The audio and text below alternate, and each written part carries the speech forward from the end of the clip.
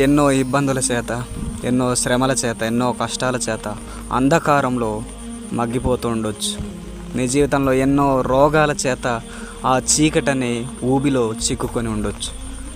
నీ జీవితంలో శాంతి, సంతోషము, సమాధానం లేక నీ కుటుంబంలోను, నీ ఇరుగు పొరుగు వారితోనూ, నీ పిల్లలతోనూ, నీ బంధుమిత్రులతోనూ ఇదిగో ఇలా అనేక విషయాల్లో నువ్వు ఇంకా అంధకారంలోనే జీవిస్తున్నావేమో. అయితే ప్రభు నీతో మాట్లాడుతున్నాడు. ప్రభు నిన్ను సంధిస్తున్నాడు. ఇదిగో ఆ చీకటి నుంచి, ఆ సమస్యల నుండి, ఆ శోధన నుంచి బయటపడాలంటే జీవము కలిగినటువంటి దేవుని మాటలను ఆశ్రయిస్తే, ఆయనపై విశ్వాసాన్ని ఉంచితే ఖచ్చితంగా వాటన్నిటి నుండి విడిపిస్తాడు. ఆయన మాట, ఆయన వాక్యము మన పాదాలకు దీపమును, ఇదిగో వెలుగుగా అది పనిచేస్తుంది. ఆ వెలుగును ఈరోజే నీ హృదయంలో ఆహ్వానిస్తే నీ జీవితంలో ఉన్న సమస్యలన్నీ పోయి శాంతి సమాధానం పొందుకుంటావు.